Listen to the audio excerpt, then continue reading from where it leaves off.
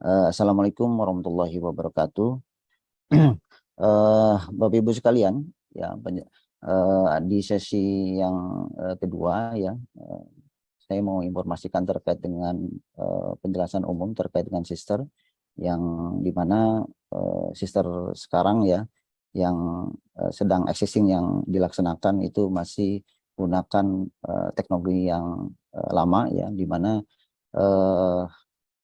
sampai saat ini ya beberapa perguruan tinggi mempunyai server sendiri untuk menjalankan atau layanan di sister masing-masing perguruan tinggi yang tersinkronisasi kepada sister di kementerian atau di Dikti.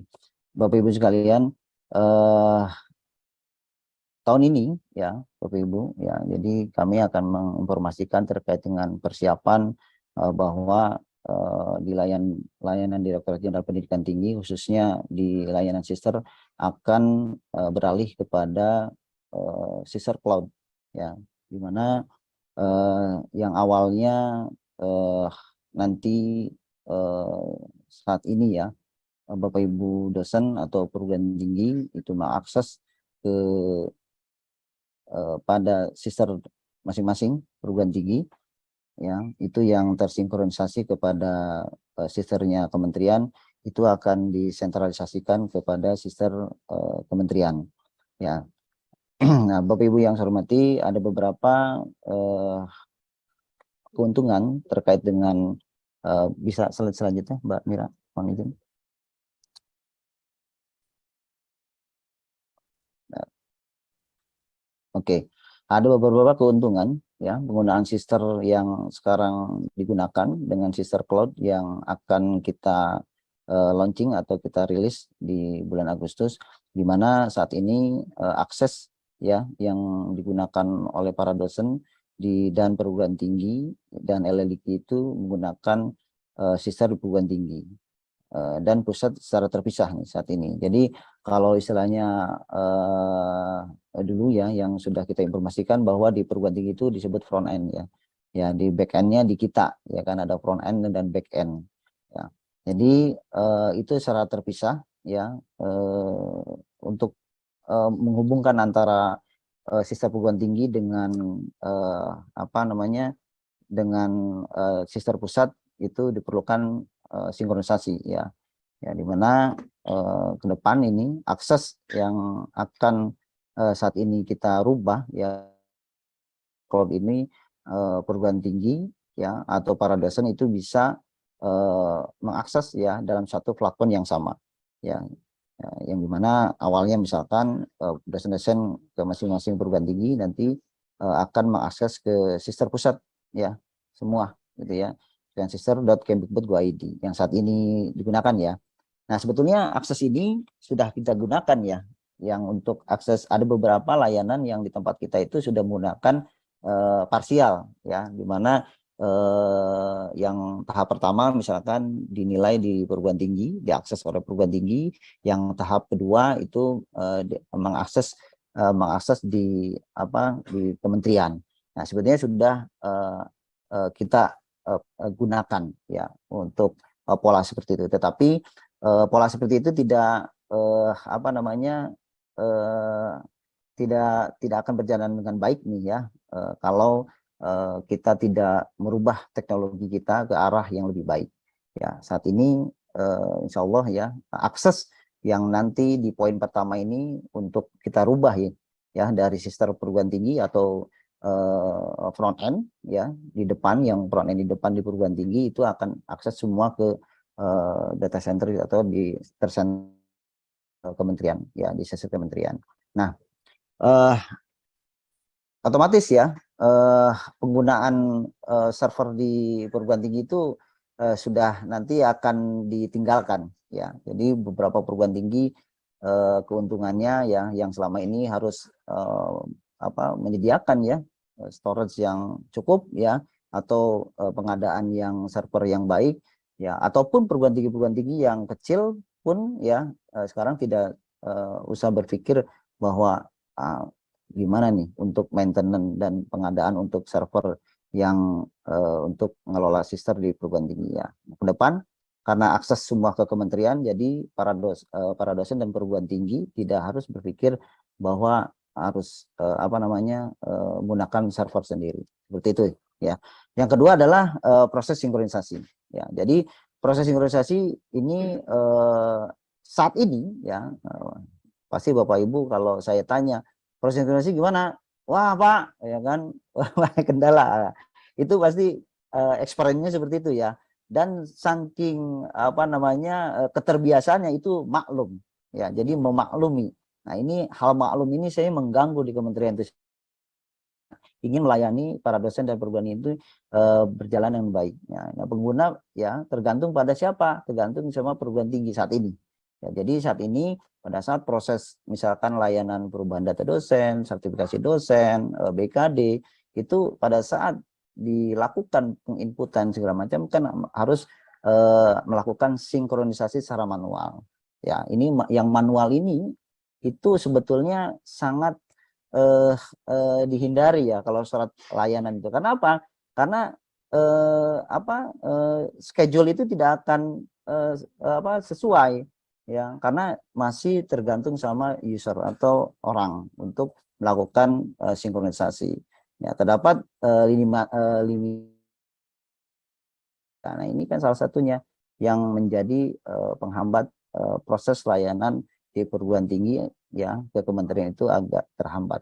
Nah, nanti ya dengan sister cloud ya data itu akan secara otomatis ya, secara real time ya. Jadi proses sinkronisasi itu tidak scheduling ataupun tergantung kepada tadi ya user atau manual ya oleh seseorang. Jadi insya Allah nanti pada saat para dosen itu menginput dan mengusulkan ya proses sinkronisasi itu akan dihilangkan oleh kita. Ya, itu sangat mohon maaf nih sampai saat ini itu pasti ada terjadi ketidaksempurnaan terhadap proses sinkronisasi itu. Apakah last update, apakah data korup ya atau tidak terkirim, itu akan terpengaruh kepada tadi proses sinkronisasi. Apakah internetnya lagi bandwidthnya lagi jelek, itu akan terpengaruh. Siapa yang dirugikan adalah para dosen sebetulnya.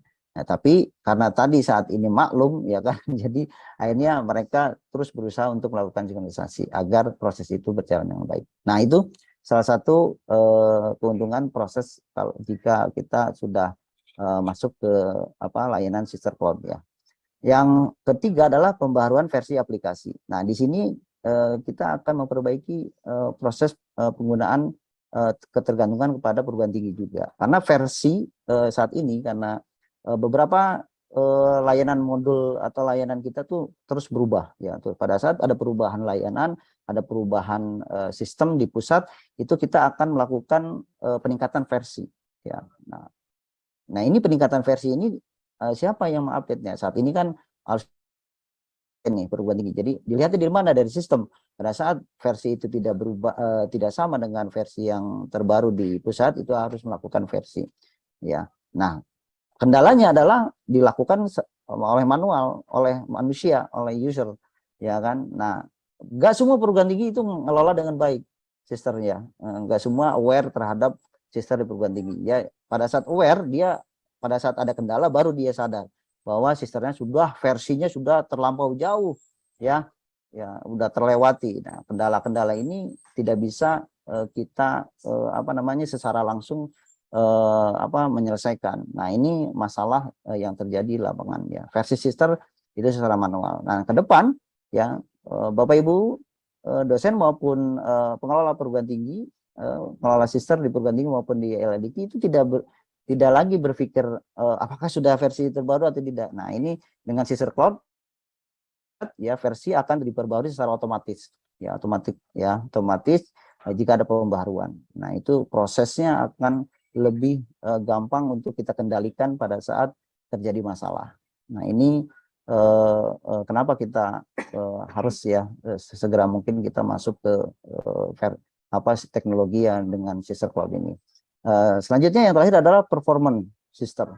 Ya, performance sister ya di mana platform ini lambat sekali ya sangat lambat dan terjadi permasalahan integrasi data ya. sehingga dibutuhkan waktu lama untuk mengakses sister. Nah, itu pertama. Ya, Bapak Ibu para dosen dan pengelola perguruan tinggi itu merasakan sebetulnya. Ya, makanya kalau saya tanya pasti dia akan banyak jawabannya. Ya, ini salah satu yang sebetulnya sama-sama kegelisahan di kementerian juga ya, khususnya kami ya yang mengelola ini ingin layanan ini secepat ya, platformnya cepat, ringan ya, multi programming ya kan, multitasking ya kan, terus mudah digunakan. Nah, itu salah satu ingin kita lakukan perubahan terhadap platform lambatnya. Kenapa platform lambat? Karena data itu tadi terdistribusi kan, ya kan, terdistribusi pada saat data masuk ke kementerian dan storage kita juga terbatas, akhirnya terjadi platform melambat ya, karena storage memory, storage kapasitas bandwidth di kementerian itu terbatas, yang akhirnya tadi ya layanan yang harusnya berparalel dengan layanan lain misalkan ya kan, itu terjadi bergantian atau menjadi proses lambat. Nah, dengan sister cloud ya, pembaharuan arsitektur sistem yang mengurangi keterlambatan dan meningkatkan proses integrasi data untuk kenyamanan para pengguna, ini salah satu yang kita inginkan ya. Mudah-mudahan kita sudah bangun ya dengan teman-teman tim ya untuk merubah ya dari mulai akses ya, sinkronisasi dan pembaharuan versi aplikasi ya, performance sister ini setelah nanti sister cloud itu kita rilis atau kita gunakan ya, semua masalah yang berkaitan dengan masalah istilahnya ini fundamentalnya ya, kalau ini belum kita selesaikan ya nggak akan benar nih, akan seperti itu. Harus yang fundamental dulu kita perbaiki. Kalau ini udah oke, ya kita para dosen sudah nyaman menggunakan aplikasi layanan pun insya Allah akan berjalan dengan baik. Itu ya. Jadi ada 4 ya yang nanti keuntungan kita beralih kepada sister cloud. Saya rasa para dosen dan perguruan tinggi negeri dan LLIG pun sepakat ini ya, mengharapkan udah mendambakan ini ya. Mudah-mudahan kita kawal dengan baik ya, dengan bantuan teman-teman di perguruan tinggi dan LLIG ikut menginformasikan, menggunakan, memberikan masukan kita insya Allah kita akan beralih kepada layanan yang lebih baik ya dengan sister cloud. Oke, selanjutnya Mbak. Selanjutnya ini adalah langkah awal dari perbaikan sister ya. Kita berfokus pada perpindahan ke cloud ya, beserta pemusatan akses ya. Jadi kita langkah pertama kita akan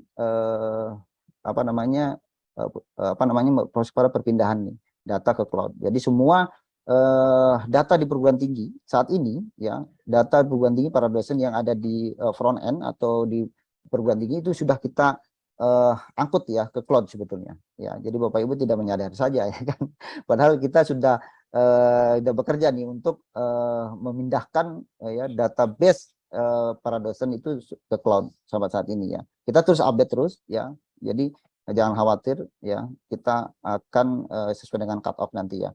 Nah, jadi ya semua pengguna dapat ya pada saat nanti kita informasikan bahwa saat ini sudah beralih ke cloud ya. Jadi para dosen maupun para operator atau bisa mengakses di URL sister.kemdikbud.go.id. Ya, ini sudah familiar sebetulnya. Kita tidak rubah URL ya sister di Kemdikbud ini, tetapi kita akan perbaiki di sisi rule pada saat masuk. Nah, kira-kira akan seperti ini bentuknya. Jadi Bapak Ibu sekalian akan mengakses di sister Kemdikbud.go.id, memasukkan user ID ya, email ya, kata sandi ini ya, hal baru ya dengan login ke sister ya. Nanti akan pengguna dapat memilih ya, mengakses peran di sister atau perguruan tinggi di Kemdikbud maupun di pusat melalui satu menu pilihan peran. Jadi pada saat nanti masuk ke profil usernya, di situ akan diberikan akses di peran belah kanan, itu ada tombol nomor 2 yang atas, itu ada peran. Ya, jadi perannya apa? Ya, kalau para dosen itu pasti dosen ya, peran sebagai dosen, ada beberapa operator perguruan tinggi, operator perubahan data dosen yang selama ini melakukan memvalidasi perubahan data dosen di LLIT, ya misalkan, ya, nah itu bisa mengakses peran sebagai operator perguruan tinggi, PDD perguruan tinggi maupun di LLIT. Seperti itu ya, ada tim validator dan operator. Nah, terus ada peran para dosen, itu ada dosen Kemdikbud. Ya, jadi kalau sebagai dosen, nah itu bisa memilih perannya sebagai dosen. Misalkan mau melakukan perubahan data, mau melaporkan BKD, mau ikut Serdos, berarti perannya sebagai dosen. Nah, ada beberapa peran para dosen yang sebetulnya nggak satu peran, ya kan di situ. Ya kan, itu akan kita sediakan karena rule yang selama ini sudah dibuat oleh para perguruan tinggi maupun di LLDT itu tetap ya bisa diakses dengan cara tadi ya memindahkan rule pada saat sudah masuk ke laman atau ke dashboardnya user ya, seperti itu. Jadi kita tidak merubah itu dan tetap bisa diakses.